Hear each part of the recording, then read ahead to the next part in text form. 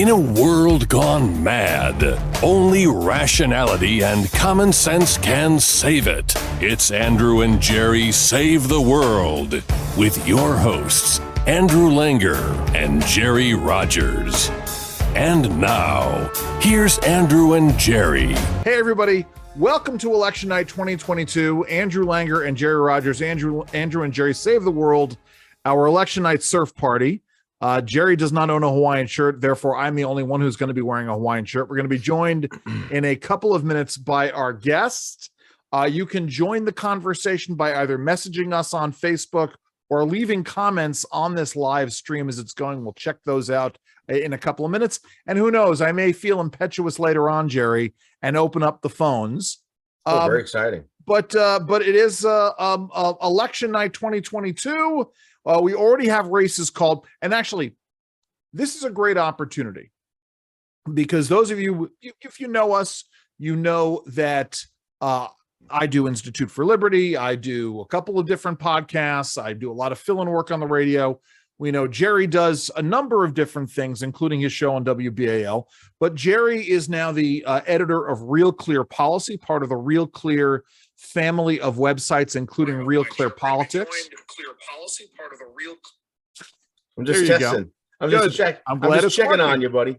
And so Jerry's website is, I would say, Jerry, the most important website for this kind of work that's out there. Real Clear Politics, in terms of they were talk a little bit before we go down the road. Talk a little bit about really the flag that Real Clear Politics planted in the political website aggregating world.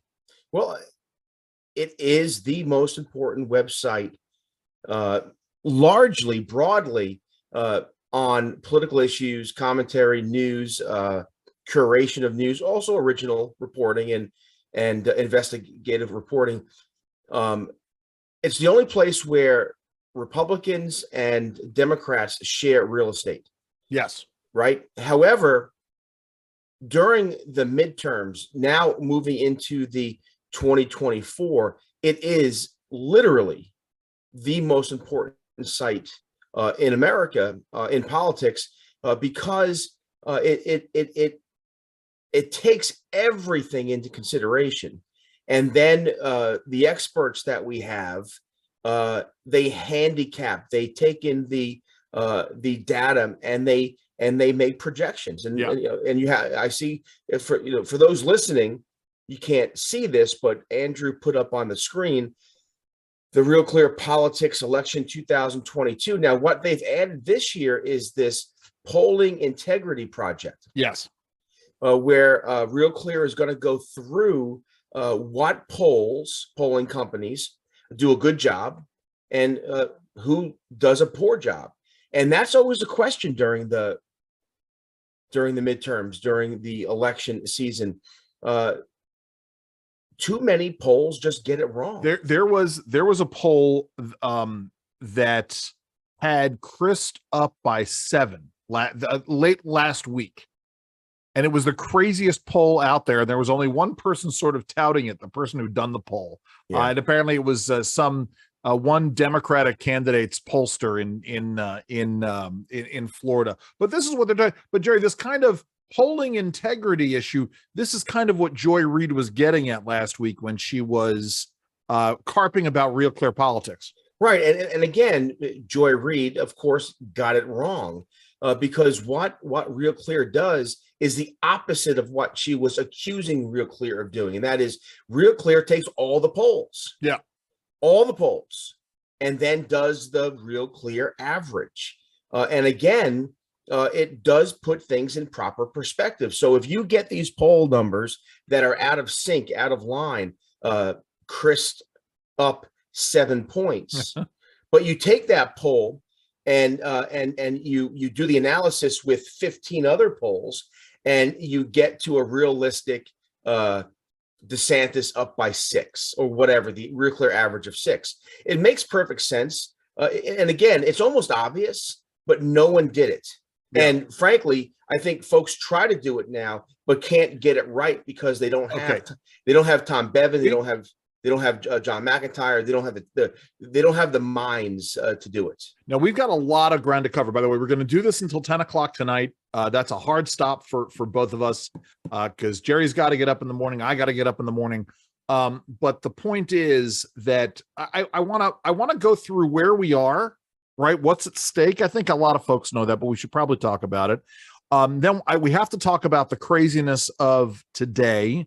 What happened in Maricopa County, what's going on elsewhere, what happened in Pennsylvania, what's happening in Pennsylvania with their balloting. And also, I'll add one thing.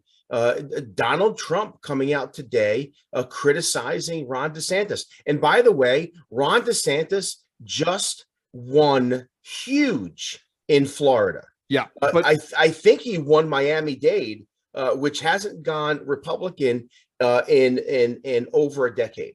Yeah. So I actually wanted to start with Donald Trump because it's interesting you say that because it's been a journey. And we'll talk about this. Maybe we'll talk about it with David Safavian, who's going to be joining us in a couple of minutes. But we had Trump on Sunday criticizing DeSantis, or it was over the weekend, calling him sanctimonious. Then we had Trump for no reason. Right. But then we had Trump endorsing and then saying today that he voted for DeSantis. Now you're saying he criticized him today. But also at the same time, he literally warned DeSantis that if he enters the race, that he's going to hurt himself, that Trump will spill some kind of news. And again, this is the problem with Donald Trump. Right. Again, we'll get into this. The only reason why Donald Trump is going to announce for the presidency, and he might do it tonight, by the way, there are rumors that Donald Trump he's not going to do it tonight. But there are rumors he's not going to do it tonight. There are rumors that he might, if the Republicans have a tsunami, he might want to announce tonight. Hold on, time out for a second, because it gets down to this, and I almost used a bad word. It gets down to the garbage from yesterday, which was: is he going to announce? Is he not going to announce? You had breaking news on your Twitter. Yes. Well, breaking news. He's going to announce next week, but isn't really him saying he's going to announce?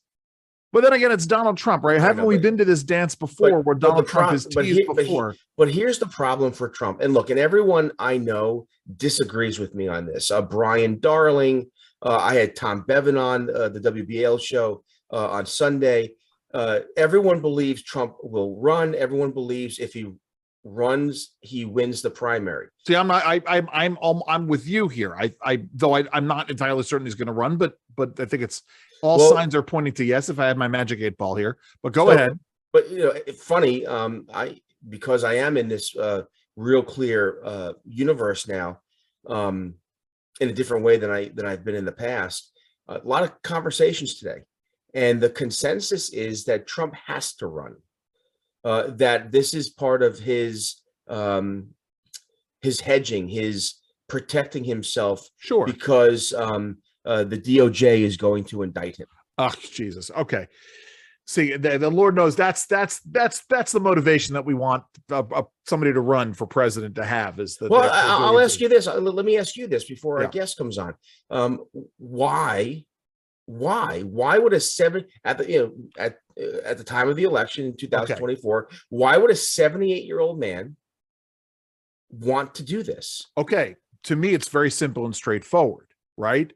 It's not you framing it as a 78-year-old man is wrong. This is Donald Trump we're talking about, and for Donald Trump, it's always been about Donald Trump. It's all about him, and he's still angry about the 2020 election. He can't let go of the 2020 election.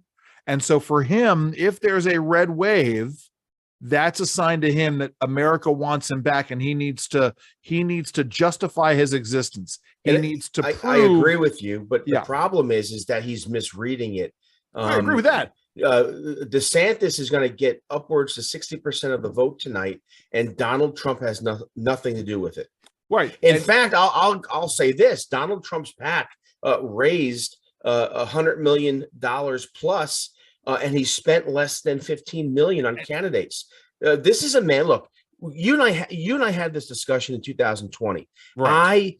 I was yelling from the radio, from our podcast, from whatever venue I had, that Donald Trump wasn't spending any money on his own campaign. This is why Donald Trump lost Pennsylvania, lost Wisconsin, because he didn't put the money in to go and fight the Democrat attorneys. You mean in 2020? Yes, agreed. Well, also, who were changing the rules. But also, he hired horrible people on that front. Yeah, right. But during the campaign, he didn't even do that. Time out. And here's the issue, right? If Donald Trump runs in 2024, you know, who is going to be on his campaign? I mean, if Jenna Ellis is going to run things, right? I mean, look, hold on for a second. I'll go on the record. Time out for a second. Jerry, hold on. I want to talk. Wait. I want to shift gears because this is a side note, an important point. What do you think is going to happen with the Pennsylvania governor's race tonight? Right, we're setting aside Oz and Fetterman. Shapiro's going to win by 7-8 points. Okay, and who was Shapiro? By the way, Shapiro is the Democrat. Yeah, and who was Mastriano was the Republican. Sure. Who was Mastriano's senior sort of campaign advisor? Jenna Ellis. And so the idea that she really what? Yeah, I did not know that. Oh yes. Explain to our audience who Jenna Ellis is. Okay. So Jenna Ellis is someone that Jerry and I were friendly with. I had her on my radio show. When I filled in for Laura Ingraham, I had her on. And when she came on as a constitutional legal scholar. Constitutional legal scholar. And she was working for Dobson, and she'd worked very briefly as a prosecutor. And you know, somehow she got her way into the Team Trump inner circle. And but towards the end, like not during during the 3.5 years. From the fall of 2019 until after the election 2020, which is really when she stepped in the public spotlight, she was working for Team Trump in Washington D.C. Yeah, and we were fairly friendly with her. I was invited to both of her weddings, and sent a wedding gift.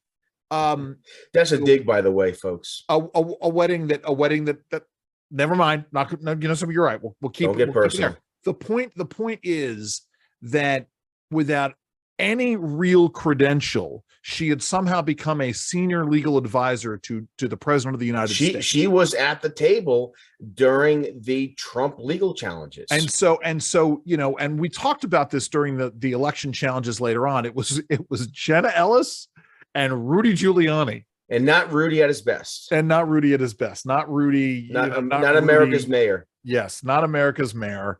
But the point is, and then you peel back and you talk to other folks who've worked with her. Anyway, she is just not, and it's very clear she is not nearly as bright as she thinks she is, or as other folks seem to think. Well, I mean, look, we had her on and we talked about the American founding, constitutional principles, and she was smart and she was right on. But like many others, she was like a vampire to a victim. But she fell under the Trump spell. Well, I don't even know about that. Maybe. I mean, I think that's part of it. Also, she was one of those people who got captured by DC and started to believe sort of her own press because she was sort of in that circle, which is something else that Jerry and I talk about quite a bit, right? People who get on that cocktail circuit. Yeah. So, look, both Andrew and I could be at some big party tonight, but we've decided to do this. Let's be fair. I wanted to be at a big party tonight. Jerry said, I want to be at my house. I want to be at my house. Yeah. I want to be at my house. So I'm wearing a Hawaiian shirt on the air. So anyway, the reason why I pulled up these returns, let's take a look at them, Jerry. Yeah. As we see this, those of you who are listening, I've put my glasses on. So these are some of the key House races that are there. They just updated them again. We got 21% of the vote, or actually the most important ones right now. Virginia, District 2, District 7, and District 10. Holy cow. Now, this one right here. Nothing to call yet, though. Nothing to call yet, but let me say this about a third of the vote is in those three districts. No, Jerry, I'm looking at this right now. 77% of the vote is in Virginia District 7. 73% is in 10. Now, 10's a tough one, but Hung Kao is very close versus Jennifer Wexton with 73% in. but in a huge, two huge races right now. Virginia District 7, which is Abigail Spanberger. She's the former CIA case officer who I think beat Denver Riggleman a few years back. And she's also the Democrat congresswoman who begged the Democrats to stop talking about gender issues and defund the police and all the rest. And of course, I just lost that chart. There we go. Let me pull it back up. I got to go back up there. Yeah. So, so with 77% of the vote in, Yesley Vega, who's a former police officer and good friends with our friend Larry O'Connor, she's up 54.5 to 45. And then in Virginia District 2, with only 63% in right now. You see, it's interesting because Real Clear is ahead of Fox News. Fox News has District 2, 33% of the vote is in. Okay, well, right now, Real Clear, again, as you said, talking about how important Real Clear is. They're a little bit ahead of the cable, and let me also explain something here, because I now, as many of you know, I now live in Virginia. So actually, a lot of states went through this redistricting after 2020. And so Virginia has had some real changes in their congressional districts. The district I live in, District 1, has become more solidly conservative. There's some talk that District 2, which is this Elaine Luria, Jen Kiggins. Now, Elaine Luria, who's on the January 6th committee and was running these ads about how she does things because they're a matter of principle, not partisan, which is garbage. She's been challenged by someone who was handpicked by Kevin McCarthy to run. Right, and they like her too. Let me say this.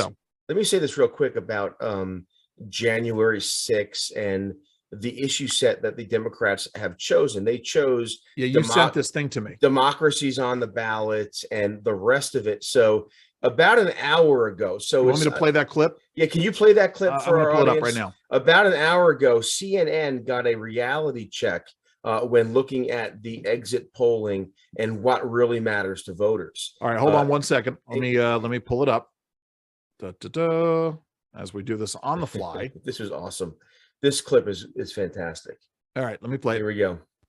The numbers in these exits do not line up with what we were seeing in the polling data going into this election about what people cared about and the order in which they ranked it. So we have had a lot of questions throughout this time about new voters, people that hadn't been in there before that were perhaps not getting captured by the polling. So maybe this is a sign that we're going to see a little bit more of that tonight than we expected. We obviously don't know yet. And you know what's missing from this 5 issues? Democracy. CNN is to say that it's Andrew. Not an issue for people, but it doesn't even come close. Well, look, right there. What was that, Jerry? CNN is shocked that democracy, democracy on the ballot is not an issue for the voters. Right. Listen, if they listen to the Jerry Rogers show or Andrew and Jerry Save the World or any of your talk show or in interviews over the last several weeks, they could have listened to us. It was never an issue, and this is how they messed up. This is the big mistake. We hear about the big lie, right? The big lie. Democracy is on the ballot because there's 300 election deniers who are running for office on the Republican side. This isn't your father's Republican Party. I mean, even earlier today, Biden was still on this democracy on the ballot nonsense. And guess what? It was inflation. It's crime. Right. It's the issues that that I was begging the Democrats to engage on these issues because the American people deserve a debate. Without a doubt here, Jerry, I am trying to pull up our messages here because we are starting to get some. We'll do that because I have some breaking news as you try to. Well, go ahead. No, give us the breaking news. Breaking news: 99.99% of Americans want Mitt Romney to go fight in Ukraine. I saw that today. By the way, the Babylon Bee, my sister Colleen, who I hope is watching. Hey, Kyle. Colleen sent a video to me. It's the Babylon Bee, and of course it was. Can you play that? Do you have it? Wait, what do you want me to play? I sent it to you. The Babylon Bee clip. Hey, Huckabee Sanders, I think the first female governor of Arkansas, Republican. That's wild. Yeah. Wait, you sent me? Did you email it to me or did you? I think I emailed it to you. Yes. All right, hold on. I will find it, but keep talking. But anyway, it's this hilarious clip where in 2016, the country elected an orange man to the presidency who was literally a Nazi. All right, I will listen. I will find that. I will find that in a little bit. I promise you. Look. In many, in many a truth is told, right? But the fact of the matter is that the Democrats have pinned their hopes on democracy. You go ahead. No, Jerry. I was just going to say our special guest has arrived. Excellent. So let me bring him on. David Safavian. Oh, you are connected. We will wait for you to get connected. We are live right now. I like this picture. The hiking David there Safavian. He is. How are you? He's connecting to audio. Give him 1 second. All right, I will. I like the artwork. David, can you hear us? I can. How are you guys? And you have the red wave. I love it. So yes, wave, David baby. also does not own a Hawaiian shirt. I don't know. Hey, David, I have to ask you a question. What celebrity do I look like? Oh, I will pull it up. You got to pull it up. Pull it up. I'm thinking, what's his name? Yes. Think Irish Mob. Yeah, that's exactly right. That's exactly what I'm thinking of. I was in prison with a bunch of guys that look like you. There we go, Jerry. How's that? Mr. French, Ray Where is he? Winston I don't see him. Mr. French. That's exactly right. Oh my goodness. All right, we stop that there. David. Now, David, tell everybody your position now with the American Conservative or CPAC now, as we call it. I am the senior vice president overseeing policy, politics, and advocacy for CPAC, along with being the general counsel. So real quick, because I don't think we've had you on since there's been this transition, talk a little bit about this transition from ACU to CPAC, and that you don't have to if you don't want to, but I think it's important to explain. No, we recognize that most people outside the Beltway in particular really understood and connected with the term CPAC as opposed to ACU. And so we're starting to transition over and use CPAC more for our brand awareness. And during this time, we did some looking at who our activists were and what they were looking for from us. And we have started moving towards a more forward-leaning grassroots effort. Nice. We have a pretty active one. And we're moving it out into state capitals across the country. Good. Yeah. Which is of vital importance now, this idea of building a bench. In fact, David, let me go here, because one of the things that Jerry and I have spent a lot of time talking about is Maryland and the 8 years of the Hogan administration, the fact that Larry Hogan was elected in 2014 because he built a grassroots operation, but then he did nothing to sort of sustain that. Talk a little bit about that. Yeah, the analogy grassroots is perfectly apt because it's a lot like planting a garden. Yeah. Right. You put your seeds in the ground, you water it, you take care of it, you grow it up, but you've got to tend to the garden. Otherwise, the garden gets overrun with weeds. Sure. And man, that's exactly what you saw in Maryland over the last 8 years. And it was sad because we had great opportunities to educate and build. Larry Hogan was not a fan of conservatism, was not a fan of conservative activists, had no time of day for us. He was more than happy to have discussions with our friends on the left. But we never got any and didn't get any love from Larry Hogan when he was governor or now. And it's too bad, because I think we could have had a partnership. We don't have to all agree on all of the same issues. Right. But we could have come together and said, let's build a bench. Look, Reagan used to say, 7 out of 8 or 6 out of 10, let's work together. I've gone so far, because Maryland is such a deep blue state. Give me 1 or 2 issues and I'll work with you on that. And then I'll try to convince you on the other 8 later. Larry Hogan, again, Donald Trump receives criticism for being pro-Donald. He's the party that he is most loyal to is the Trump party.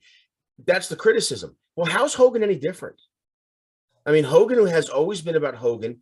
He's going to leave the state with a 60% plus approval rating. And, the Wall Street Journal today came out with an op-ed, an editorial talking about the worst states for tax environments.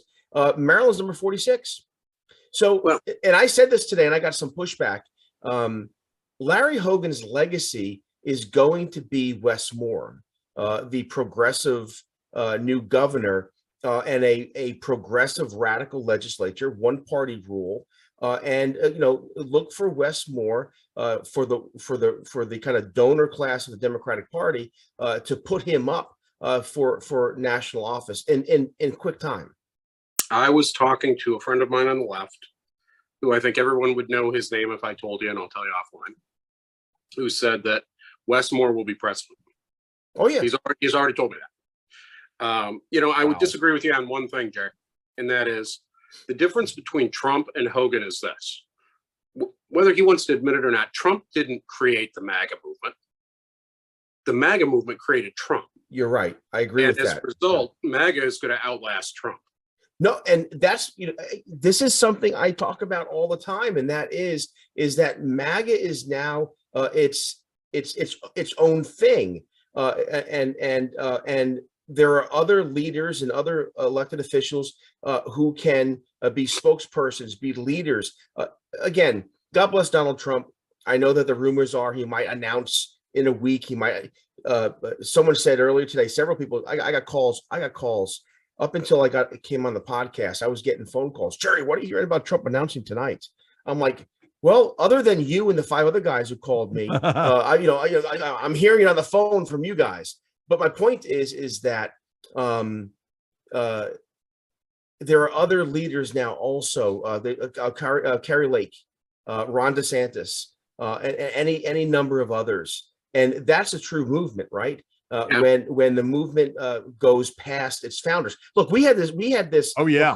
What could have been a crisis in the conservative movement when all the original heads of think tanks started to retire. Right.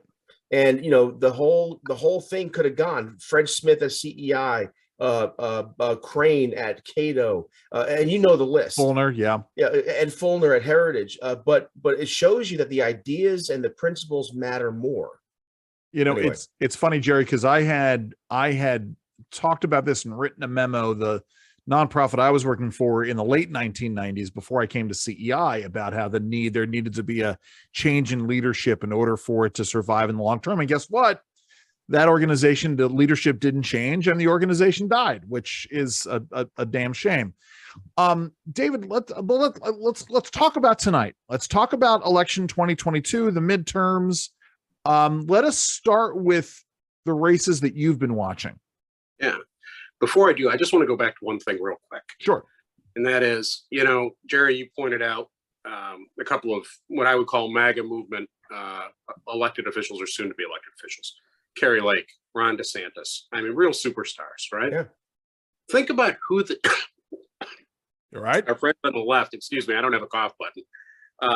Think about who our friends on the left have lined up if the president doesn't run again. Right. They got Buttigieg, Newsom. Wes Moore. I said this I made predictions on my radio show on Sunday, and I predicted that in 2024, Wes Moore will be the nominee for Jerry, the I will say this: one of your esteemed colleagues at that station today was tweeting, or maybe it was yesterday, was tweeting out about the Wes Moore 2024 theory. Had never heard that up till this point. Oh, really? I dedicated 3 hours to it. Yes. Well, there you go. You know something? And in fact, I bet that's what happened. Is that your producer for Sunday had a conversation with this person, and that's when they first heard of it. But I mean, look! Don't laugh. I mean, Wes Moore.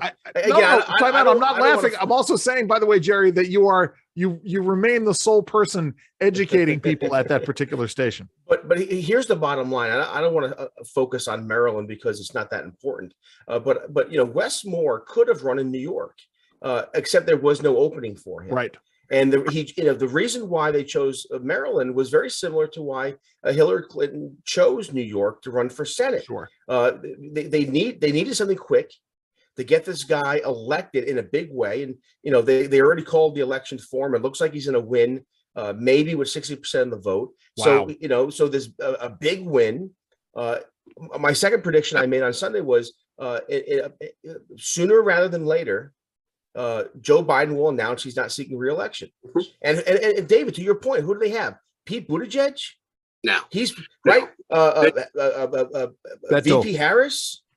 They made a fundamental mistake when they nominated Ketanji Brown Jackson to the Supreme Court. Yeah. They should have nominated Kamala to the Supreme Court. Yes. Because that would have moved her out of the way. Right now, they've got a problem. You're right. With their coalition, there is no way that they can nominate a white, young white guy who happens to be gay to jump over Kamala Harris, whose turn it's going to be. And they really don't have anybody. That same person that told me Wes Brown is going to be a president. Westmore. Westmore. Said two other things of note. He said, one, there is nobody that Democrats can put up in 24 that can beat any Republican right now. He said it could be Trump, it could be anybody else. He views 24 as a change election still, and there's nobody that the Democrats have that are ready to go. The second thing I would point out to you, Jerry, is Moore may be the Sarah Palin of the left. When you think about it. I wish I had my bell. All right, ding, ding, David, ding. You're giving us nuggets here. Of course, that's why we invited David on. But David, maybe because I agree with you, he very well could be. You're right. This is a brilliant point, and I interrupted you. I apologize. Go ahead. But if he's the Sarah Palin of the Democrats, the guy to watch, the guy that's really been playing the inside game well, is Jared Polis, the governor of Colorado. Mm-hmm. The Wall Street Journal today, the Democrat who wants low taxes. Yeah. And here's the thing. I know the governor. I'm acquainted with him from his days when he was a member of Congress, because he was one of the few Democrats that we could talk to about entrepreneur legislation. In fact, I think he was a sponsor of a bill the Kauffman Institute put forward to make it easier for startup firms. It was called the Startup Act. And Congressman Polis was part of that effort. So again, yes, you're absolutely right. And also, he also can leapfrog, so to speak, because he is he's in a protected class. He's a gay man. So again, and not to play identity politics, but that does matter for their coalition. It matters. He's won major elections. See, that's the difference between him and Pete Buttigieg. I mean, certainly you could say it about Gavin Newsom, but Gavin Newsom, winning as a Democrat in California statewide is like winning as a Republican statewide in Maryland. I mean, you get up. I'm sorry, winning as a Democrat in Maryland. But I'm going to pull it back because it is. But Polis does have this kind of look. I put a challenge out again on Sunday on my radio program. I said, give me a Democrat who is just not wholly married to the progressive movement. And you know what? No one said Polis, and they should have, because he does have bona fides when it comes to taxes and economic issues. You're right about that. So let's shift gears for a moment, and let's get back to the reason why we're here today. Sorry, I'm trying to find our Andrew and Jerry Save the World chats. Right now, something. Sometimes he says things I have no idea what he's saying. Well, no, we have messages. We can get messages. Okay, very good. I understand. While we're on the air, I know Marty has messaged us on the air. I didn't want to give out our link to all of our listeners and viewers so that they could, though I may give out the phone number later on, just so they could join. So back to the question that I asked you first, David, or second, which is the races that you've been watching. You and I had a conversation about this a couple of weeks ago. Like, I'm watching New Hampshire, the Baldock Hassan race. And I think things have changed since you and I had that conversation, but what all are you watching? So and I'm looking at results right now while you're talking. I'm looking at a lot of the same races most people are. I think the ones that I really focus in on right now are Nevada Senate. Former AC board member Adam Laxalt running against Senator Cortez Mastro. A traditional, Nevada is really an interesting state. It replicates a lot of the same things of the West, but it's got this, it's got a very high concentration of labor, and it's got a very high concentration of Hispanics. Right. And it's not coincidental that, Republicans have made inroads with blue collar labor, and we've made vast inroads with Hispanics. When numbers I've seen tonight show that the performance outside of Clark County has been unbelievable. And that washout the governor, though, but a half hour ago, right, declared some kind of snow emergency, which have people talk about voter suppression.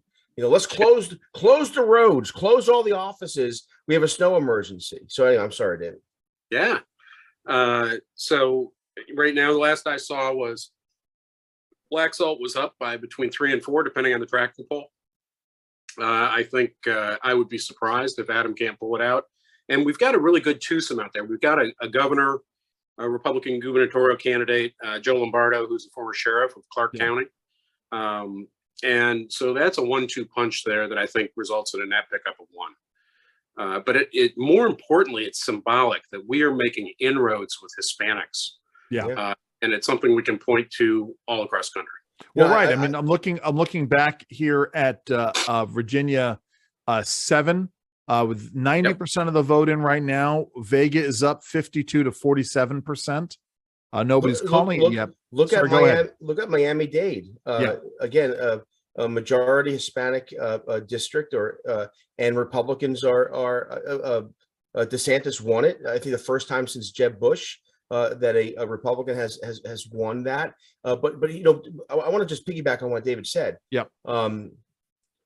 We'll see what happens. Obviously, it's early in the evening. Obviously, it's a wave. We're going to have Republicans are going to take back the House. Will win, I think, the Senate at least 51-49. I think it'll be 53-54. But regardless, it looks like a wave. We win the House. The question is it a tsunami? And what I would say, are we witnessing the emergence of a realignment?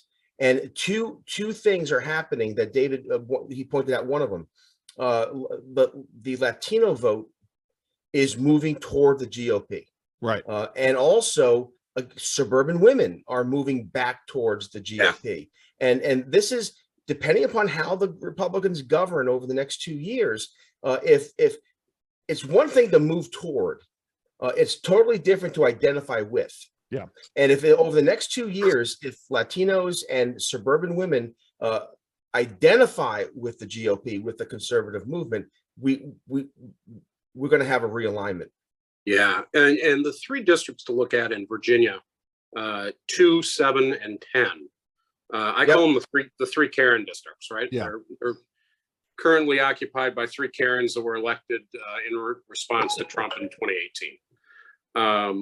And this isn't my brilliance.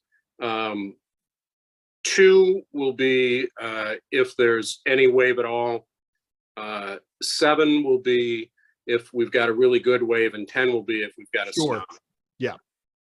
So, and we're seeing that right now. We're seeing that with the way the votes are coming in, with 70% in still. Kiggins is up by 9, a little over 9. With 99% in, Vega is up by 3, and in 10, which is always was the heavy lift, Wexton is up by 3 over Cal. How much is in at that point though? With 90. With 90% in. 90.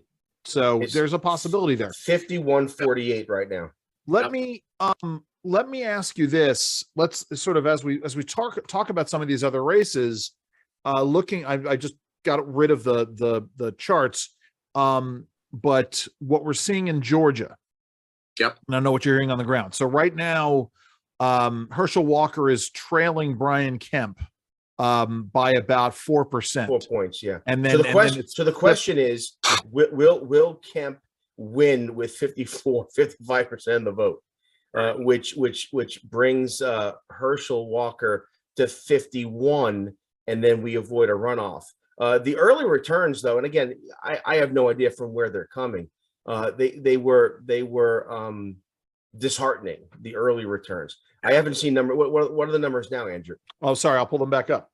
Interesting too. Just a little plug for my gig. Real Clear Politics, the website, is about 10 minutes ahead of the cable companies, cable channels in terms of the projections and the percentages in. All right. So right now, on the Senate race, with 51% of the vote in, the chaos. Get Black Friday savings all month. Warnock is up by just over 2 points, 50.3 to 48. Yeah. Whereas Kemp is up by 5, 52 to 47, with 51% of the vote in. Yeah. So there you go. Sorry, go ahead, David. I don't think a lot of people, I mean, some of the tracking polls that we saw, and I even got some information from the campaign with people on the ground, seemed to indicate that they thought they were right at that precipice where they thought they might be able to get 50.2, 50.3. But I think most people who are realistic recognize that this is going to go into a runoff. And it's going to be bloody, but maybe this time we won't shoot ourselves in the foot. Yes. As we're trying to do the runoff by, discouraging people from getting out and voting. Yes. I think at the end of the day, when push comes to shove, during a runoff, Democrats are going to be awfully disheartened after tonight. Just looking at surveying. Right, in the same way that Republicans were disheartened in 2020 after what happened there. I think that's and also we hear a lot from the media and from the establishment, and unfortunately Republican establishment, how Walker is this no good, terrible candidate. You know what? Warnock is not a good candidate. Yes. This is someone who has all kinds of baggage. Just opposition research. Go and look at his sermons. Yeah. I mean, this is outrageous stuff. He has the history with his wife. He has his church throwing people out of their apartments during COVID. I mean, my point is that this, and again, maybe this is a pet peeve. I don't like it when my Republican friends will come down hard on one of our guys, but then just completely ignore the bad character and all the rest of the other guys. I mean, again, here in Maryland, one of the right center bloggers, I tracked what he wrote, 6-7 pieces about Dan Cox being a lunatic. Not one piece talking about Westmore, his radical equity politics, the lies in his book, the fact that he's from New York, not Baltimore.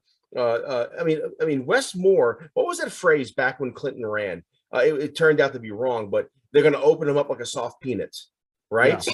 I mean, this is something that could have been done to Westmore. Westmore is a fraud. He's a fraud. Right. But yet, he's here in Maryland he's second coming. What's the old line that I'm sure one of your grandmothers said? You always hurt the ones you love. Sure. Yes. Well, I mean,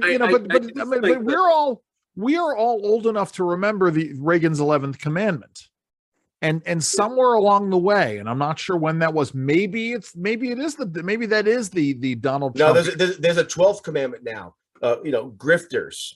Well, sure. Grifters will grift. Yes. This is.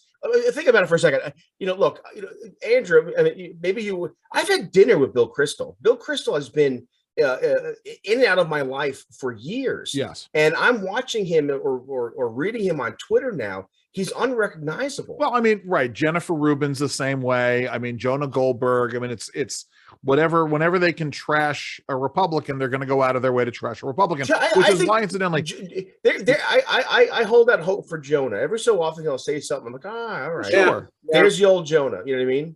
Yes. Yep.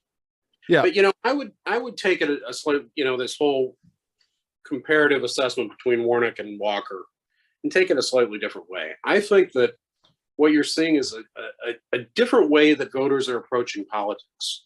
It used to be that the individual candidate counted more than the party. Right. And I think we are starting, and I don't think this is a good thing, mind you, but we are starting to move towards voters approaching their decision much like a parliamentary election, Sure. where it's the party and the party's agenda that they're really voting for, and that they overlook the flaws in their own candidates. You know, it's That's funny. why Georgia's got two flawed candidates, Yeah. who are both neck and neck. So earlier in the evening, they were looking at exit polling from Georgia, and one of the questions was just that. And they split evenly. It was an even split. Are you voting for the individual or the party? Yeah. And a majority said we're voting for the party. And then you break the numbers down, and it was evenly split between Walker and Warnock. So it's, it's a good look at you, this guy. Right. What was that old Johnny Carson thing? But Kreskin? Yes. I should have had you bring the hat. Yes. Sis boom ba. What my sister said to me when the sheep exploded. Anyway, so what are you hearing? Because the wonderful thing about ACU, CPAC, is that you do have this grassroots approach. You are talking to folks who are on the ground. I mean, we've heard these stories. Jerry and I were talking. We'll probably come back and talk more about, Jerry's colleague Tom Bevan and his family in Maricopa. We've been hearing these stories. What are you hearing from around the country from ACU, CPAC activists? So, one, our people are on fire. They are fired up to vote, fired up to govern, fired up to see us do good things. I think the concern is that, there's not a whole heck of a lot of governing we can all do, because anything that we try to move forward that's forward leaning, it's going to be veto bait by this president. We don't have a veto proof majority. And the other thing that I think we have to set expectations appropriately with is this. When Trump left office and interest rates were about at zero, we were paying $20 billion a month in debt service. Yep. Right now we're paying $68 billion in debt service. It's like another defense budget. Yeah, that's exactly what it is, Jerry. You took the words right out of my mouth. And so even if we say we're going to hold the line and we're not going to allow the federal budget to grow at all, we still have to come up with about $1 trillion worth of spending cuts just to keep us at zero growth. Yeah. So there's a little bit of concern, I think, that we're going to be the dog that catches the car. Yes, 100%. Well, I tell you what, though. Hold on. Wait, Jerry, David, I want you to flesh that out, though. I mean, explain what that means. So, because I think Jerry and I both understand this. So the voters, and you touched on it a little bit ago, Jared, that we could have a potential realignment here with Hispanic voters and suburban women if we don't blow it. Yes, we have one opportunity not to blow it. Yep. So we have to be very cautious about how we go about reconciling the increased defense spending that we need to fight Putin and to deal with the Chinese, and reconcile the increased debt service at the same time as really starting to do pretty significant cuts to government in order to get us back on a sense of balance and fiscal responsibility. So we've got that issue out there. I think there's a danger, and I'm just playing kind of red team exercising it. There's a danger that there's so many things for us to investigate. And now that we have the power of subpoena, we're going to go after all kinds of things. I mean, Jim Jordan put out a 1,000-page roadmap on what to investigate. And I think that's right. That's healthy. We've got to hold people accountable. And the media is scared to death. What's his name was it ABC? John Carl? What's his name? Jonathan Carl. Yeah. John Carl. He just couldn't believe that interview with the governor of Virginia. He's like, it looks like they're going to investigate. And Youngkin, to his credit, man, Youngkin's okay. Youngkin can hold his 100%. Own.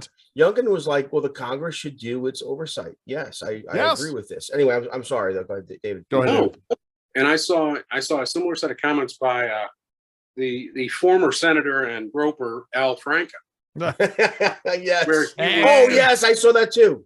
He was just apoplectic that Republicans are going to hold hearings and issue subpoenas and go after Hunter Biden. And what are we going to do about it? Well, I think that's all right. And I think we need to, use the disinfectant of sunlight. But eventually we're going to start getting spun up on impeachment. And, that's just a morass that I don't think helps us win. Okay, but Andrew, let me say this real quick. Please. Because one thing Andrew and I have talked about for years now is that one of the greatest conservative reforms, and also in terms of budget discipline and explaining to the American people why we're doing these things, is for the Congress to go back to regular order. Yes. If that one thing would help deal with the circumstance of catching the car, go back to regular order, have hearings, have witnesses, draw bills, have amendments, have arguments, and move forward that way. I think that would be it's not a reform, obviously, but going back to regular order will do much to lay the pathwork for conservative government. Well, look, just going back to regular order on appropriation bills, the first step, because then we don't have these 3,000-page omnibus bills. Nobody knows what's in them, and there's pork stuffed in every corner. Right. We need to go back to 13 appropriation bills and fight it out about where we think the government should spend and where it should cut, and have that debate out publicly. That's the way that we earn respect with the voters.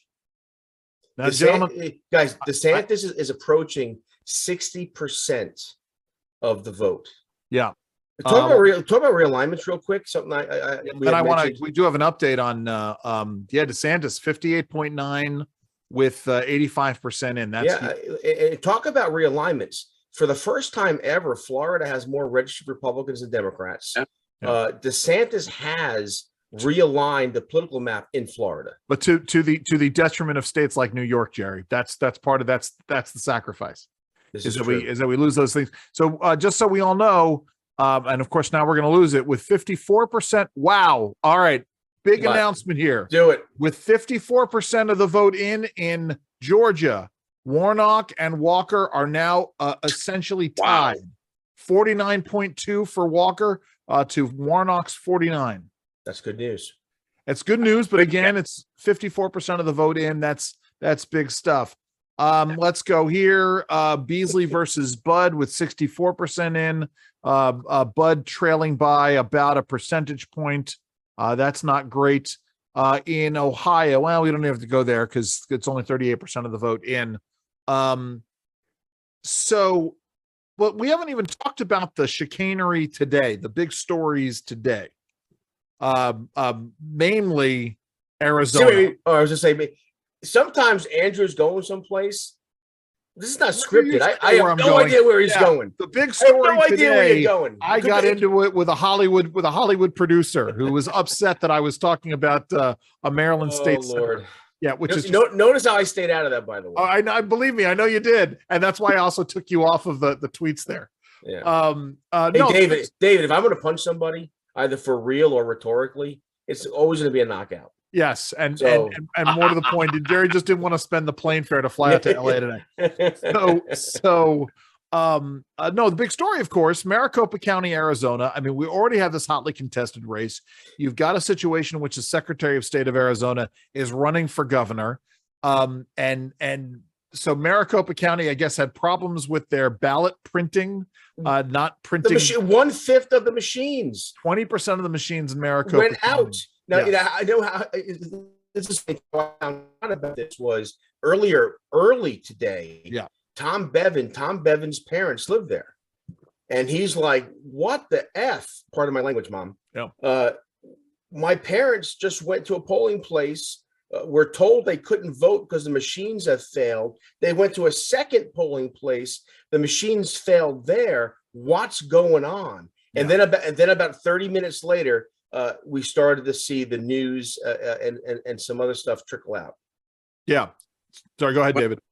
I think there has been a slight civil war going on for a little while in Arizona between the people that were skeptical, questioning the outcome of 20, and those that said, "Oh, you're just a bunch of election deniers." Republicans on both sides of that debate. Yeah, sure.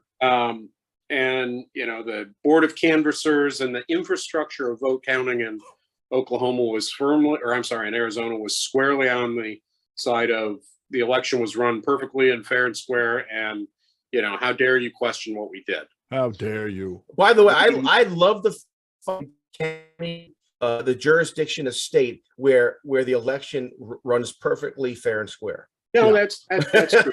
Yeah. But my point is that Maricopa's Board of Canvassers is 4-1 dominated by Republicans. Yes. Right. But they're the Republicans of the old guard. And, you know, so now they're staring and going, what the heck did we get ourselves into? You'd think they would test the machines by now. Sure. What I want to know is when Carrie Lake emerges after clubbing the baby seal known as Katie Hobbs,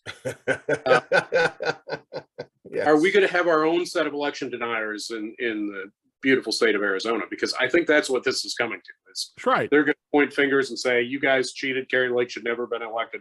By the way, isn't it priceless that Carrie Lake was supported by some of that Democratic secret money to plus her up? Yes. This is the point. She's again, by the way, she's a rock star. Yeah. I'm just saying, without doubt. she is a rock star. Not to bring it back to Maryland again, but we had Dan Rodericks, who is the opinion journalist of record for the Baltimore Sun. That's a redundancy. Carping about the number of election deniers who are on the I'm using air quotes, who are on the ballot in all these states. I'm like, well, maybe if you guys hadn't spent millions of dollars to get them on the ballots, thinking that they would, there's no possible way that they would ever win. But again, I have to say this because I cannot stand the term election denialist. Chuck Todd, Chucky, who's on your former My Current radio station every Friday. Chucky, I can't stand this guy. God bless him. Lord God bless him. Chuck Todd came up last Sunday with the election denialist. Yeah. Is inflation more important than the election denial? I'm thinking to myself, this is the wrong issue for you. I hope, I pray after this, we can get beyond the 2020 election denying. It's complete and utter nonsense. And the American people, this is what I was going to say. Before you came on, David, we did a clip from CNN from tonight where they were shocked that democracy on the ballot wasn't a top issue. They were shocked, right? Hey, notice what's not on this this list of issues. Democracy, inflation, crime, the border, energy. David, before you answer that, let me posit a question to the peanut gallery here.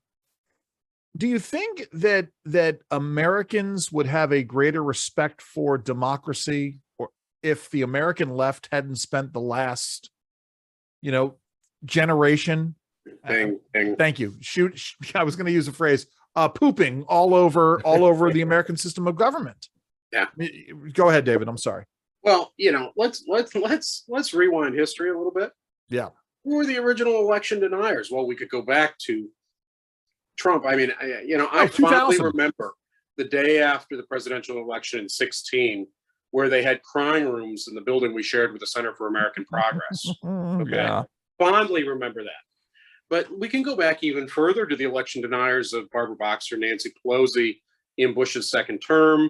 Al Gore. Even further, who took back his concession. All right, time out for a second. And now I can tell the story once again. I only get to do this every few years about how election 2000 was my fault. Have you ever heard this story, David? No. David, where were you election night in 2000? Election night 2000, I was on the Hill. Okay. All right. You were up on the Hill. I was at the big RNC election night party at the DC Hilton on 16th Street. Not the Hinckley Hilton, but the other one. Jerry, where were you? I was at home. That's where I am. So I was up at one point in the chairman's suite, and then it was just getting later and later. Name drop a little bit for us. Oh yeah, no, it wouldn't be Andrew Jerry Save the World unless I'd name drop a couple times. But I went back to CEI that night, right? Because it was just looking like nothing was going to happen. I had work to do. And then the election got called for George W. Bush. So I walked back the block and a half over to, because CEI at the time was at K between 17th and Connecticut, walked back over to 16th. And David, you will not be surprised at this. I walk into, and this is 2022 years ago. I am 28 years old, 29 years old. And I walk into the ballroom and there are people milling around, not doing anything. You can make anything. a long story short. No. I got to make the long story as long as possible. So I walk up to the podium. I walk up to the dais. I get behind the podium. I have no credential. I'm nobody. And I say, and I get into the microphone. I say, ladies and gentlemen, there's only one way for us to celebrate this victory. And that's to turn around, walk out those doors, walk down 16th Street to the White House. Who's with me? And a bunch of us went down to the White House to celebrate George W. Bush's victory. And I get in my car an hour later. It's 2, 3 in the morning. And it comes on the news. Al Gore has taken back his concession. And I can only imagine that someone showed Al Gore a video of these idiots in front of the White House singing and dancing. And he said, forget that. I'm pulling back. I'm pulling it back, baby. And so I take the blame for the 2000 election mess. So the only time I marched in the streets in DC, I mean, other than the pro-life in January, I was at CPAC, and Bob Dornan. Remember B1 Bob? Bob Dornan. We were at a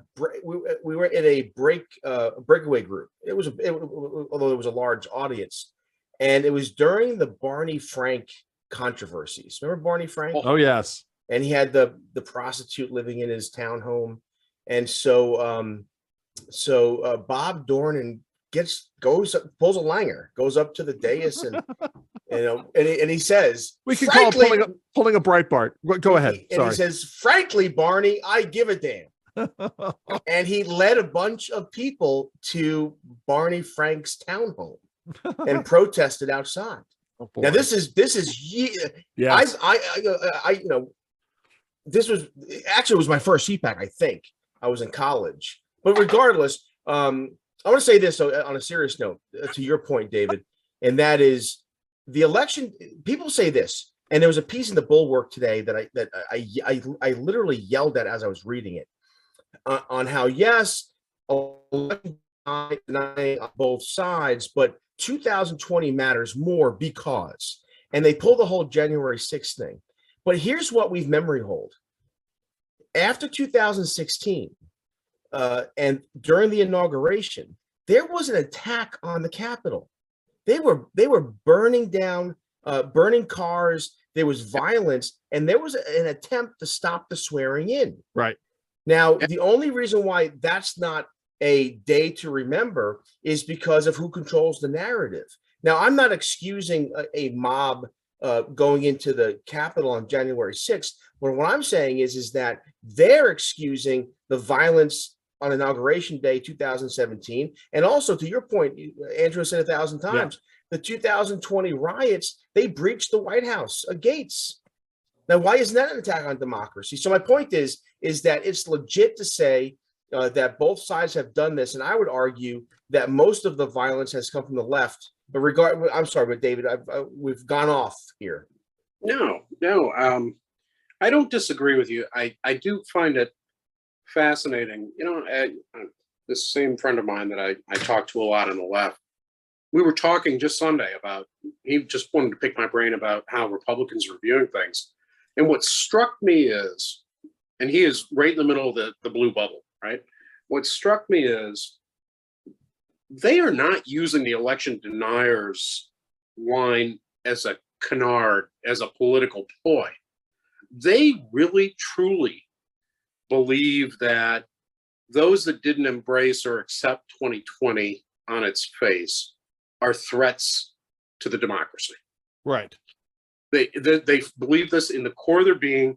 And so anybody that didn't just say, yep, those were the results, anyone that didn't do that, in their view, is disqualified from any public participation, any public role. Yes. And the reason why I flag that is because this is going to be a really sharp issue in coming days, and it's really going to force them to reconcile their innate reaction to, or they're wanting to go and deny, they're wanting to go and protest, at the same time as some of them are going, but wait a minute, we've called people who deny and protest Exactly. Insurrectionists. What are we going to do? And it's going to be really fascinating to see how these left-wing activists actually address this. Well, but here's my hold on. Here's do. my problem with that, David. You know, but this is just it. The progressives have no shame about their hypocrisy. They embrace their hypocrisy. Well, Andrew, because it's not hypocrisy for them, right? It's hierarchy, and also it's religiosity. Yeah. David's 100% right here. Yeah. They really believe this. This is not. I know that to be true, but they believe it like I believe in the Trinity. Yes. It's a matter of faith for them. That's why you can't argue with them. Yes, that's true. It's religiosity. It's a sacrament. Which is what I got dragged into here. Okay, so let's do it. You guys want to let's take another update at what we're looking at here. They called it for Abbott. Oh, they did. So is this the end of Beto? No. Beto. I'm sure our friends in Silicon Valley have another 250 million they're going to throw down a rat hole to them. And I'm all in favor of it. All right. I'm with you. Yes, more money that's spent on Beto. What was that California race? Huffington. Make them spend it all. Yep. I like that. Okay, so they've called Real Clear has called. Well, unfortunately, they've called 10, Virginia 10 for Wexton. Up 6 and 99% in, but they have not called 7 yet with 99% in. Vega up now only 3, 2.8. So we'll see there. Kagan still has a comfortable lead over Luria with 79% in as well. That's their first congressional call, isn't it? Well, that's the first on their list of races that they're watching. Okay. Yeah, they didn't. I thought they already called like Florida 13, Anna Paula Luna. That was the first pickup. Yeah, they may have, but yeah, right now I think this is the House races that they're watching. I haven't pulled up the other ones here. I know I'm looking at it. I'll say this out loud. I have a feeling he's going to hold on to it. And that actually that raises a question I'm going to ask in a second. The Illinois District 6. Which is the Caston Peak seat. It's a former Peter Roscom seat. I'm watching that because I know the congressman. And what about I didn't see it, Andrew, but the David Trone. Oh, Maryland 6. I'll pull that up in a second, Jerry. But let me ask you all this question: how are we defining trickle versus wave versus tsunami? What's our baseline here? David, I'll go to you first, then I'll go to you, Jerry. I think the baseline is the historical 28. Yeah. Yes. Yeah, we need how many do we need? We needed what was it? A handful. We needed how many did we need to take the majority?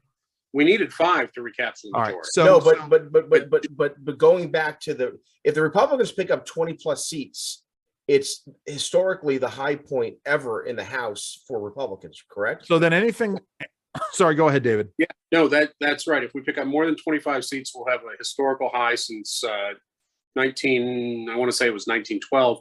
But I think the important point, just for some of the listeners that don't get what I meant, is on average, the party out of power after a presidential election picks up on average 28 seats in the House. I will tell you that if we hit that number, I will think that that's a particularly good performance, because the Dobbs decision scrambled everything. Yes. But if we get 28, anything above 28, and it's a wave, anything below 28, it's okay. And anything in the teens is trickle. Yeah, for me, I think anything above 35 is a true wave. If we get into the 40s, it really is a tsunami. All right, you were asking about Florida and what's been called. And so, 13, Florida District 13, Luna versus Lynn with 93% in. They're calling that a GOP pickup, 53 to 44. Florida 21, Mast versus Robinson. Mast winning 88% of the votes in. Mast is up 63 to 36%. Wow. which is just wild. So far, 1, 2, 3, 4 in the early evening, at least 4 pickups. Well, no, according to the map here, it says Republicans are already up 5. By 5. Yeah. So you're Arizona. you make a liar out of me for one. No, well, there you go. Sorry, your mom ever say that? The Guam seat? I'm not. Well, you want me to go down to Guam? And that's the first time we picked first up since, yeah, in what, since 1990, right? it's Jerry Real Clear is not reporting on the all important Guam seat. Oh my! Well, that was the first GOP pickup. David is correct, of course. Well, there you go. But I think this is all about the voting. You are correct, sir. You are correct. We don't have any pickups in Texas yet. We're watching that now. No pickups yet in South Carolina. Nothing new in Pennsylvania as of yet. Yeah, lots of holds. To your question though about what's a wave, what's a tsunami? Yeah, please. I do think regardless regardless of the final numbers, I think we have to look at how non-traditional GOP constituencies are moving towards the GOP. I think that at the end of the day, let's look at the Latino vote. Let's look at the suburban women. Of Tom Kaine Jr. is going to win a seat tonight in Jersey, and that's going to be because of suburban women. We're going to see, I think, at least one Texas House seat flip because of the Latino vote. I think those numbers will matter in terms of are we looking at a realignment, but because of the Republicans already had a good, what was it, 213? How many Republicans do we have? 213. We got 213. 213, right, so 213s. I mean, we've already won a lot of the seats that we should win. So I agree with David. If we get 28 seats, that's a wave election, given how the House is situated. And I also think that if it's 52 seats in the Senate, that's also evidence of a wave. 54 would be a tsunami, but 50, 51, 52. Remember, I had to be talked off a ledge where I thought I was thinking a month ago or 6 weeks ago that Republicans would lose the Senate. Lose more seats. Yeah, I thought that we would, Pennsylvania would flip. We'd lose Georgia, forget Nevada, and so the whole Senate. I've gone from Republicans going to 49 or 48 seats to maybe going to 52 seats. To me, 52 seats is a wave plus. It's a mini tsunami. Yeah, sorry, go ahead, David. In 24, the Democrats have twice as many seats open, particularly. Yes. So if we hit that 50, let's just say we hit 54, we are close to having a supermajority in the Senate if we play things right after 24. You're right. So let me ask you this. And hold on, Jerry, to answer your question, with the exception of District 1 in Maryland, no districts are reporting any results as of yet. Okay. And Harris is up substantially over Heather Mazier, which is not unsurprising. No. Yeah. So, David, will the it always depends upon who's the majority, minority, and that sort of thing. But will the Democrats get religion on the filibuster? Well, one, the Democrats don't have religion. They don't believe it. We know what situational norms and mores are. Right. This gets back to what I was saying. It's about they don't have hypocrisy. All right. So follow up then. Will Republicans undo the filibuster? No. I agree with you. No. I think we have a degree of, we've got two things going for us. One is we've got enough old bulls in the caucus in the Senate that recognize how important it is for comity and for regular order. Yeah. And two, I think we're just 1 degree less hypocritical than our friends on the left are. I was talking to, I have a daughter. She's 22. She's smart. She's into politics. She works at one of the big public affairs firms in DC. And she asked me about this idea of moving forward and nothing happening. And I said to her, I said, look, I said, I think that for big things to happen anyway, there needs to be some consensus and compromise, which is why the filibuster is so important. If you're going to pass major legislation, you should be able to attract 10 members of the opposing party. And this is the problem with the Democrats.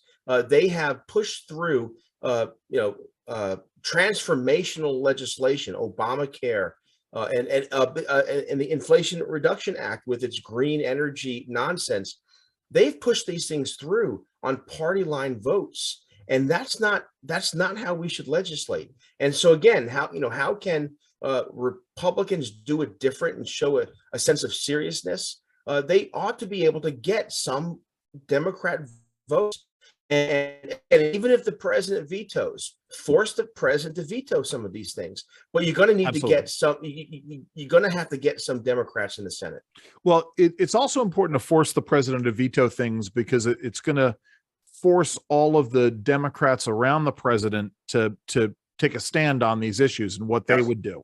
So David, so the House, obviously, if Republicans pick up, 28, 30, 35 seats, the House Democrat caucus will become more progressive. We know this. Yes. Yeah. In the Senate, Coons used to be somewhat reasonable. Senator Coons from Connecticut, right? Delaware. Delaware. I apologize.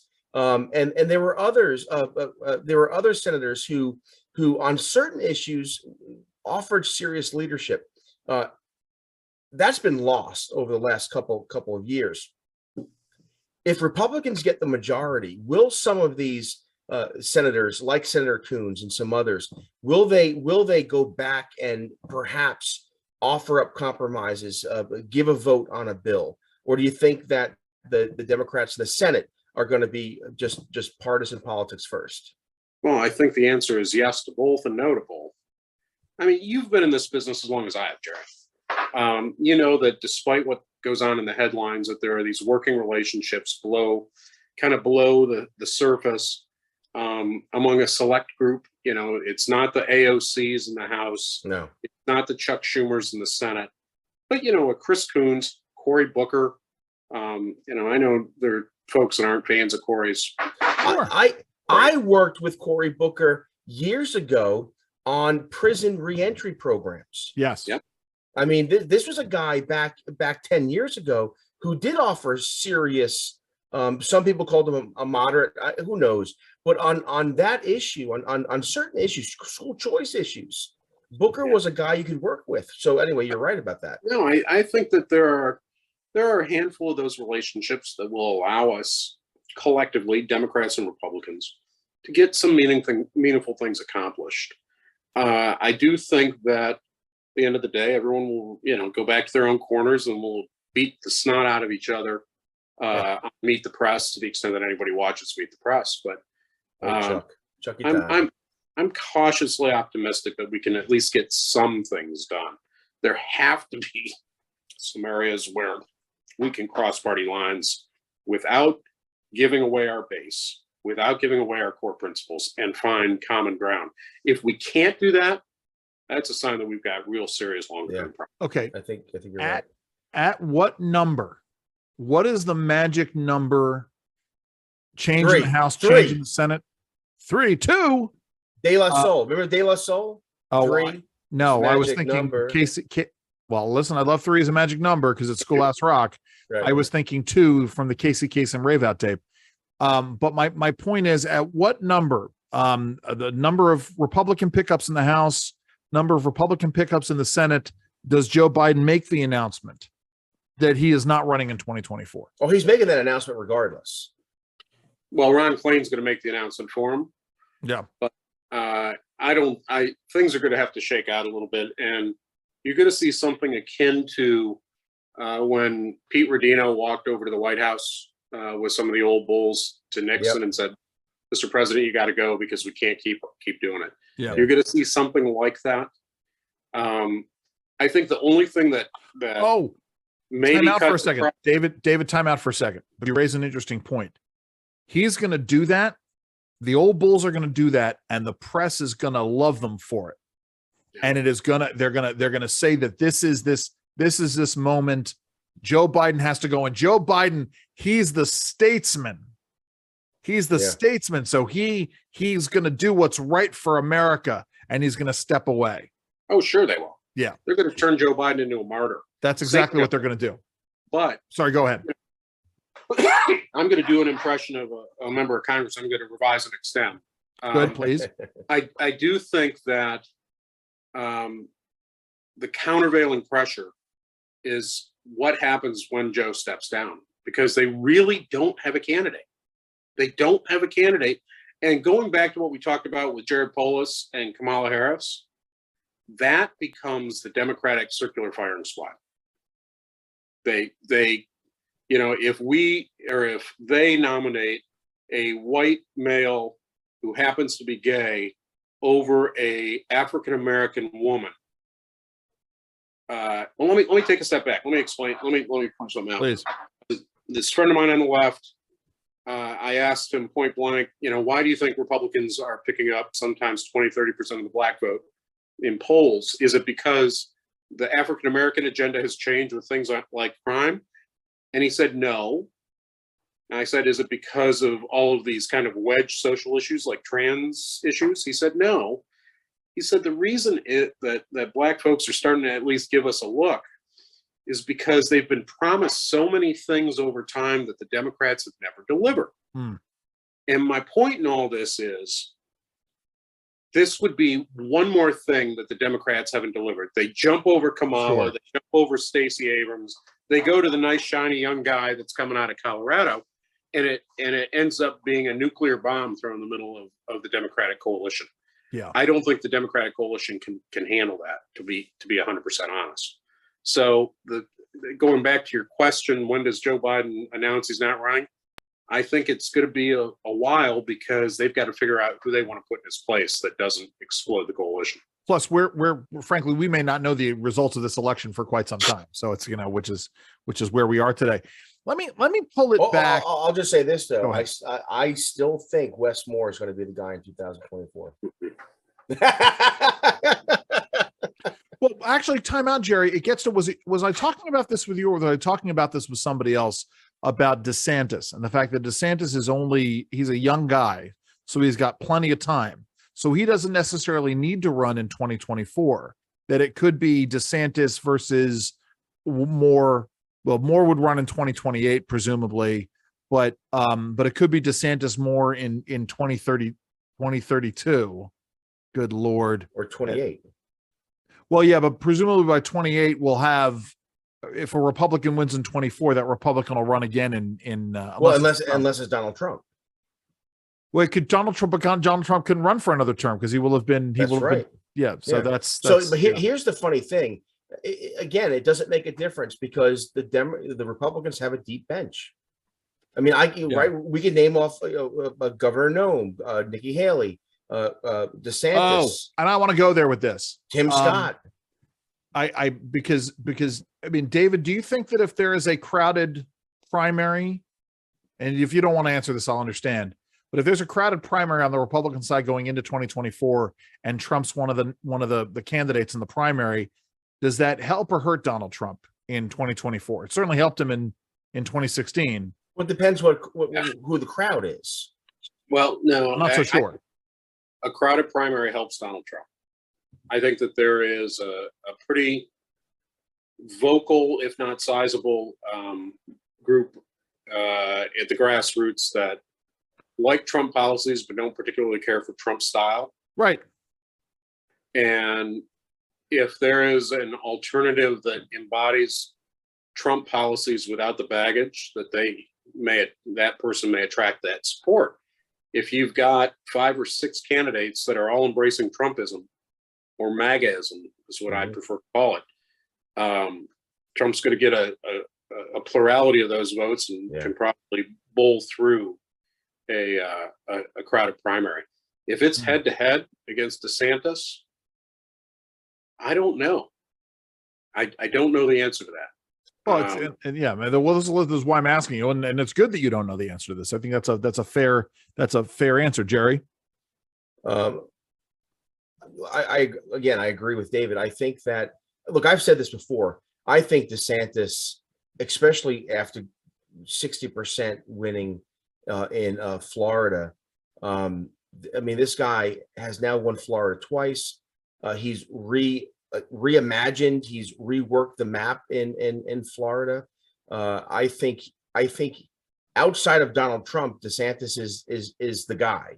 And if there was a one-on-one Donald Trump versus DeSantis, I agree with David. I think there's a growing number of us who like Donald Trump, supported Donald Trump, but maybe at 78 years old, some of the baggage, maybe it's time to pass on the baton to the 40 at the time, he'll be 45 or 46 years old, DeSantis, to run for office. I can't think of another candidate in recent memory. I have one in mind who didn't run for president in 2016. Who do I consider running for president 24?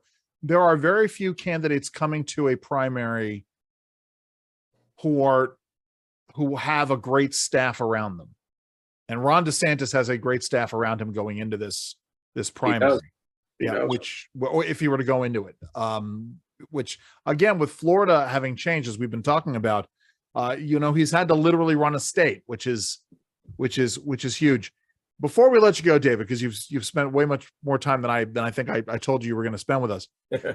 Let's talk about grassroots. Let's talk about building the bench. Let's talk about CPAC, right? We talked about holding on to these voters who may be coming to the GOP for the first time in a very long time because of these kitchen table issues, right? If we can't deliver at the federal level on, let's say, the budget, which we absolutely need to, we certainly can deliver at the state level on things that are important to suburban soccer moms. Talk about the role that CPAC is playing in this. So CPAC really has transformed under my boss, Matt Schlapp's leadership. I'll tell you that a few years ago, you would go to a CPAC and you'd see guys on stilts walking through the main thing. And Andrew, I see that look on your face because you've seen who I'm talking about. Oh, listen, or guys. Well, I was going to say guys wearing outlandish jackets, but that would be me. So there you go. Yes. So, but it had a little bit of a carnival atmosphere. And sure. What we have worked to transform CPAC into is an activist training experience where we are talking about deep substantive issues of consequence, ranging from foreign affairs to education to taxes to economics to criminal justice. And people walk away, we hope, a little bit smarter and a little bit more equipped to debate with their neighbors about what's the right course of action for the country. So, as we look at CPAC, I mean, we are just starting the CPAC planning process as soon as this election is done. The question is, what do we want the theme to be? What do we want to talk about that unifies Americans? Because, even though when we began this conversation this evening, I've had a blast, by the way. Thank you. But when we began it, I talked about how we've been kind of rebranding as CPAC as opposed to American Conservative Union. But it's not lost on us that there is that word union in our title, in our charter. And it is to unify, economic conservatives, social conservatives, libertarians under kind of one banner and win. And that is the idea. That is where we're taking CPAC. We're bringing it back to Washington, D.C. this year for the first time since 2020 at the Gaylord National. Right. It's to be We're coming home. We're coming home. I hope you guys are there. I'll be there. Seeing you. We'll get you good booth space for sure. But the last time we had it at the Gaylord, we had 18,000 people there. Wow. And I'm just going to tell you, I grew up in a quasi-political household. My grandfather taught me everything I know. He was a staunch Republican, but he was a country club Republican. He was a traditional one. And in this partisan political environment, sometimes it's good to be with your own tribe. Yes. And you come and you're with 18 other crazy, conservative folks that want the best for America. And that's where we're going to take it. I will tell you, you talked about grassroots activism. Let me just make a plug. Please. The first day of CPAC, we always do activism training. Part of that may be talking about how to comment on a federal regulation. Part of that may be talking about how to change the course of public policy, how to write a letter to the editor, things like that. We're always talking and helping our activists equip. But, you know, what I would tell you is the issues of the day are macro and micro. They're macro in terms of we all want to see the debt go down. We all want to see America safer. We all want to see America's place in the world sustained vis-a-vis China and the communists. But we're also looking at charter schools. We're also looking at, you know, can you believe in this day you have to get permission to build a hospital? Right. But you do. You got to get government permission to build a hospital. Certificates of need. You know, I want to talk about the evil that is AARP. And we may have a little discussion about ARP and its role in Obamacare and its role in government price setting. Yeah, sure. So we're going to have a very innovative agenda. Its role in the Inflation Reduction Act to price control drugs and medicines. You know, my wife was an editor at Regner years ago, and one of her first books was this expose on ARP, and it's outrageous. It's a money-making scheme. Talk about grifters. This is ARP. AARP. This is grifters off of. You know, they make so much money off of the insurance industry and all the rest of it, which is why they sold out Obamacare, right? Again, I don't want to get off on a policy conversation, but the fact of the matter is, they got money. They get subsidies from Obamacare, and you're right, exposing the so-called white hats. You know what I mean? They're not. These are the villains, and you're 100% correct. And there's a way to do this that is smart and strategic and important. And I think you're absolutely right. So we will be broadcasting it for those that can't get to DC. We're going to have it on our CPAC Now channel. We want everybody to come. You know, this is not a profit-making thing for us. This is really the core of our mission, which is to bring everybody together, marching under one banner of conservatism and winning. And, you know, part of the discussion we've had today is all about that. There are two things I always say about CPAC. And I know what they are. Okay, well, the first one, as you know, is every CPAC is different, and this CPAC will be no different. Yes. But the other one is, it is stolen from Charles Dickens' A Christmas Carol. CPAC isn't just a day or time of year; it's a feeling, and you keep it all year long. Listen, David, I'll say this about CPAC. I grew up in a political family too. It was a little different. You know, I describe my dad as kind of like an FDR conservative. You know, like he grew up and I think the New Deal and these sorts of things. Right. He understood the importance of proper good government. But I remember driving down the Cross Bronx Expressway, and you see all these burnt out buildings in New York, and I say, "Pop, what happened here?" "Oh, the damn liberals, kid. The damn liberals did this." Anyway, but the thing is that as a young kid, I was viscerally conservative, but intellectually didn't have any grounding. And I discovered two things. National Review magazine. I went to a newsstand and saw this magazine. I bought it and I read through it. I was like, oh my goodness, there are people who agree with me. And the second was, and this wasn't until I got into college, was CPAC. I remember my first CPAC. I soaked it up, the knowledge, the information, and I still have. I should bring this to the next CPAC. I remember going to, because there were tables with literature and with all kind, and I took everything home with me. Yeah. And at nighttime, on the floor of where we were staying, organizing it. This was taxes, and this was foreign policy, and this was whatever this was, and I was like, wow, there are people who agree with me. To your point, there was a certain comfort to knowing I wasn't alone. Yeah, right. You know. So think about this: what does National Review, CPAC, ALEC, American Legislative Exchange Council, and the State Policy Network have in common? Tell us. They all came from, well, National Review was started by Bill Buckley, right? Yep. We also started ACU. ACU started ALEC and then spun it off, and we started SPN and then No Wow. kidding. There you I go. don't think I knew that SPN was started by ACU. That's really interesting.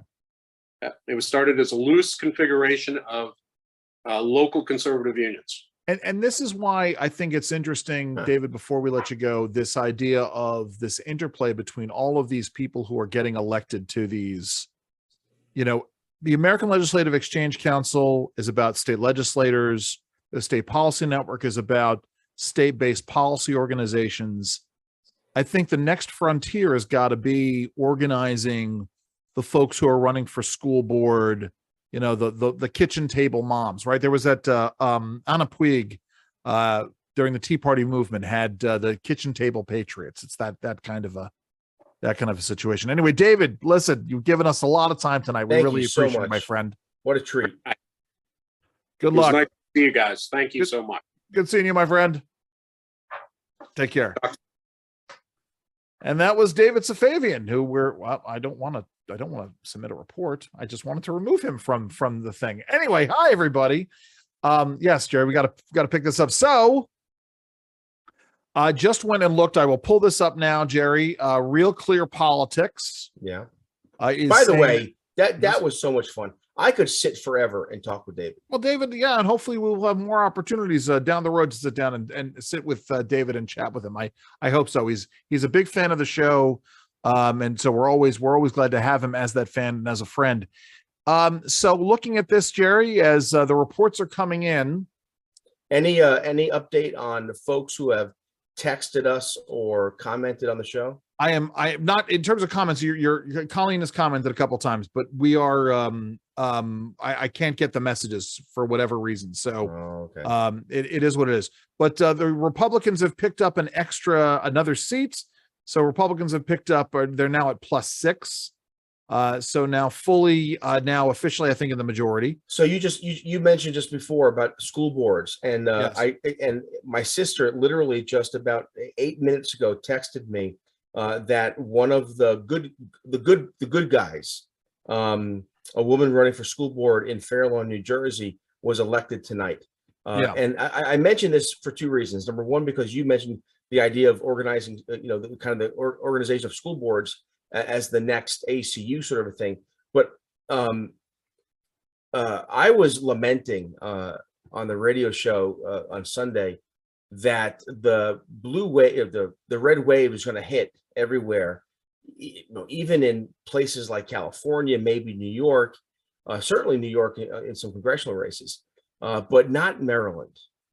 And a texter sent the message and said, Jerry, it will manifest itself in Maryland, but at the school board level. Yeah, which is important.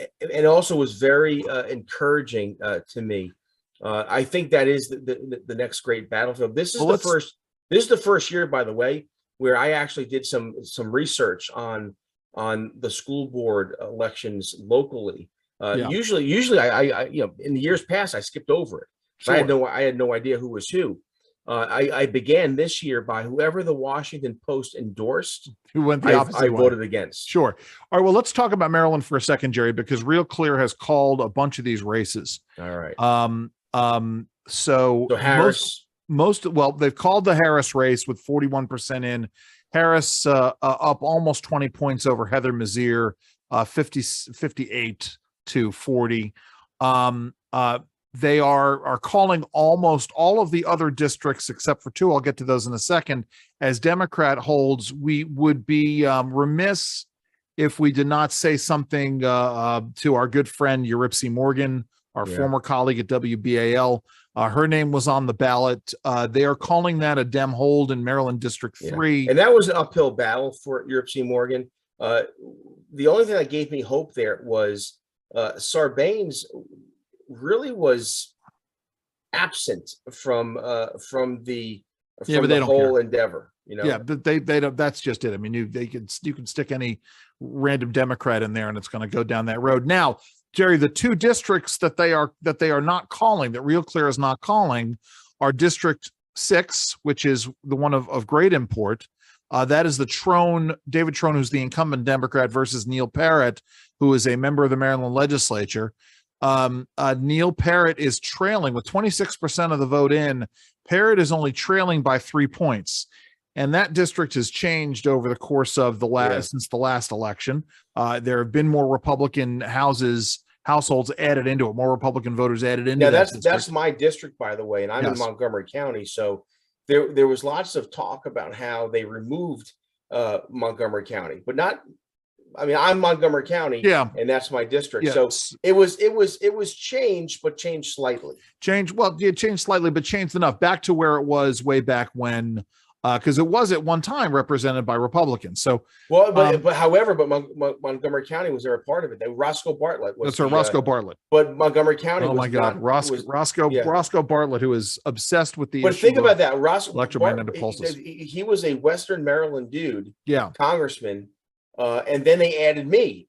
Yes. So if you look at the map of Maryland, right, there's Western Maryland, and then you come down through Frederick County and then Montgomery County. There's no way Montgomery County should be married to Western. 100%, except because it's Maryland, it's gerrymandering. Right. Exactly. Now, interestingly enough, Real Clear is not calling Maryland District 2. That's the Dutch Rupersberger seat.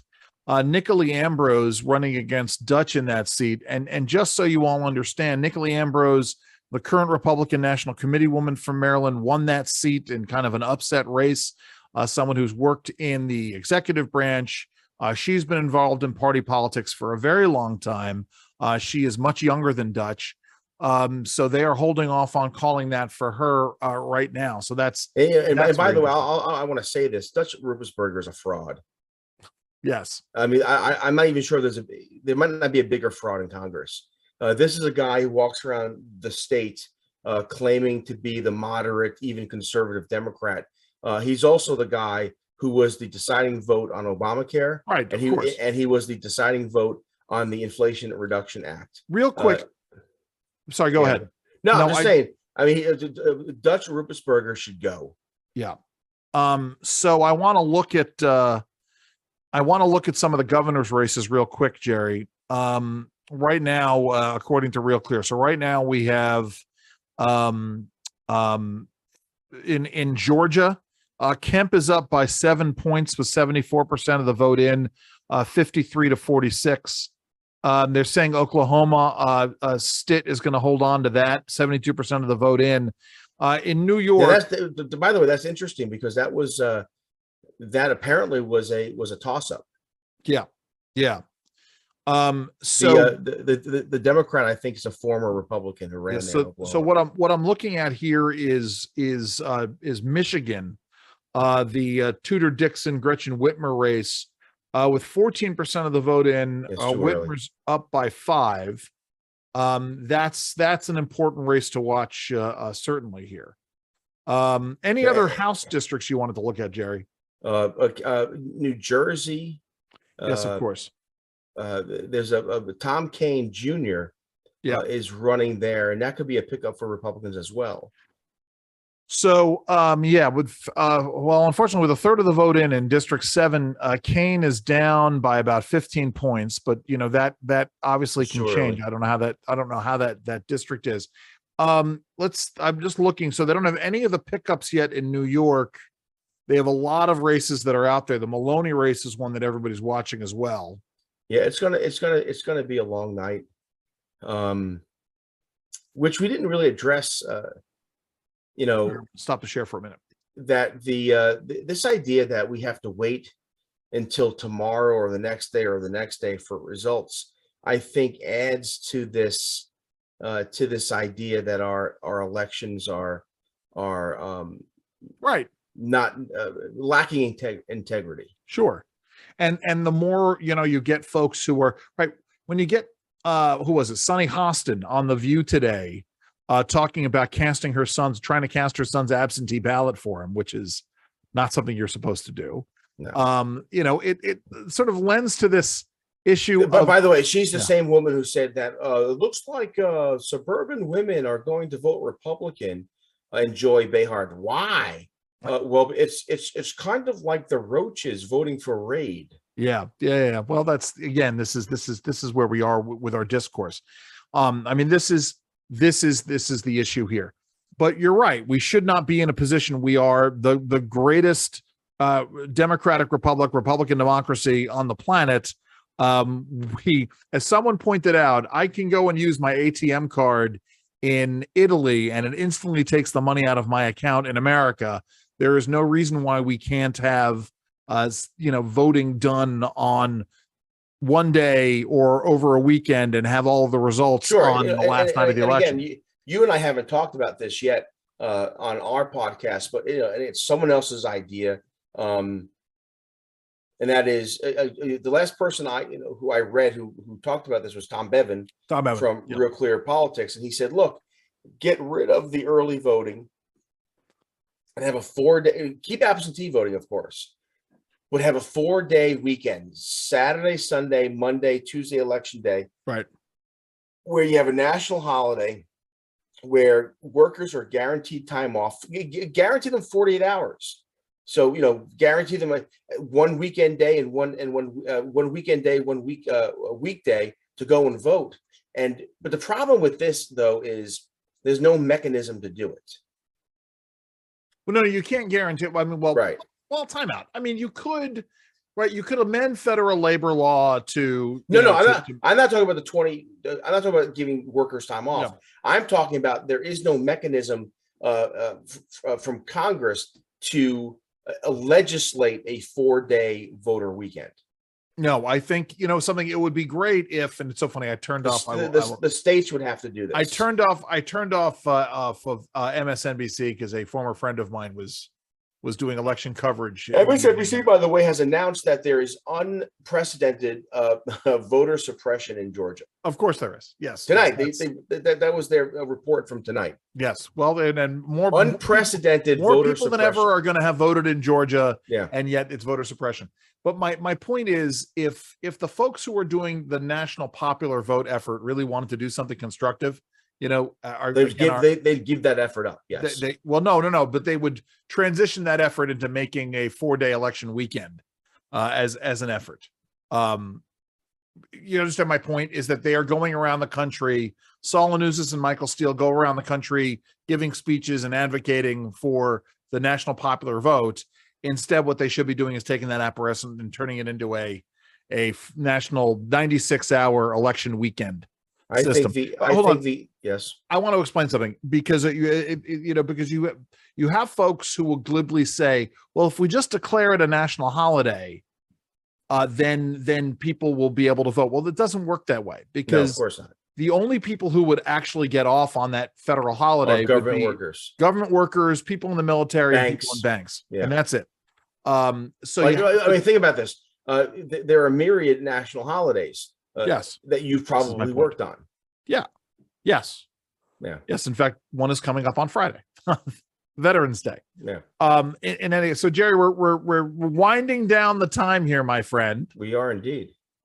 You are going to be on WBAL tomorrow night. What? I got to check the schedule because I am going to be on Wednesdays from now on. But that's right. You weren't going to do tomorrow. Right. Tomorrow, I wasn't scheduled, but folks, Jerry Rogers 7 to 11 on Wednesdays at WBAL in Baltimore. Woohoo. And of course Sundays 7 to 10 in my slot on Sundays, which I love. Now we are releasing the lunch hour podcast with the Federal Newswire. We are releasing those on Wednesdays. This week's is going to be Nan Hayworth, former member of Congress. Yes. Nan Hayworth, to talk about what Republicans ought to do down the road. We may have an episode coming up with someone named Jerry Rogers. In fact, I'm hoping that he and I might do a holiday episode together, recorded soon. But you can check that out. And as always, please leave reviews. Tell your friends. Tell your neighbors. Tell your neighbors' friends. Tell your family members about Andrew and Jerry Save the World. What was that, Jerry? And also, because I'm so pitiful, go to the at the Jerry Rogers Show on Twitter and follow the page. What's your Twitter handle? At Andrew_Langer on Twitter, and of course at AJ Save the World. Do that as well. You'll see wonderful my Twitter feed. You'll see as I try to push off the obnoxious tweets by members of the Hollywood elite. You know what? I had an interesting Twitter moment today, and it goes to show you that you can exchange ideas and disagree and not be disagreeable. So Sure. A friend of ours who is a Hogan partisan, he and I disagree on the Maryland governor, Republican governor, his accomplishments and his impact moving forward. And the fact of the matter is we were able to have a nice. He said his bit, I said my bit, and I said thanks. He said thanks, and he didn't call you a despicable piece of dog crap under your shoe, no, as I got not. called today. Let me make this final observation. Because we're seeing this wave. It remains to be seen if it's going to be a tsunami. I do think we're emerging into a realignment, but that's going to be a 1 or 2 year thing. It depends upon who runs for president and everything else. But I want to say this. I was talking to our friend Brian Darling. Brian Darling, of course, is the president and founder of Liberty Government Affairs on the Jerry Rogers Show. He does the Liberty Update with me. I was talking to Brian today, and there are no Republican members of Congress in New England. Right. I guess that's true. I mean, right? I'm looking at it. I don't know. Yes. But however, every so often you'll get one in Connecticut, you'll get one in New Hampshire or Vermont. But the real outlier, or not outlier is the wrong word, the holdout is Massachusetts. Yeah.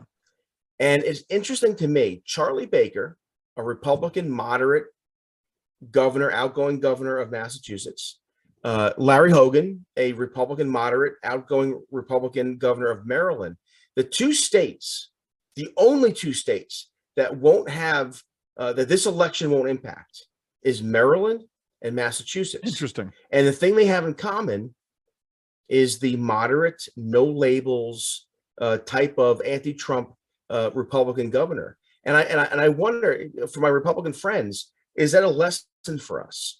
If you want to build a network, you want to build a coalition to keep Democrats honest, maybe the Larry Hogan, who's popular, and Charlie Baker, who's popular, but they're no labels, they're going against the grain, might work for them. Yeah, but it doesn't work, Jerry, for building coalitions. I'm sorry, we can go on for a second because I was trying to wind this down, but it raises the question that we were talking about with David earlier, which is the issue of people over partisan labels. Yeah. Right. And so you get places like New England where they will elect a person, but they won't elect. And see, as I said, that's the thing that set Larry Hogan apart, is that, he was a person running, but he built this grassroots movement. I know you're tired. I'm tired. You get up. Jerry gets up super early in the morning to edit the Real Clear Family website. Do I look tired? I'm sorry. I yawned. I apologize. You yawned. Jerry, what do you want people to do? Oh, my goodness. Find the truth, plant your feet, and stand firm. God bless. Have a great weekend, everybody. Have fun. And as I always say, please stay safe.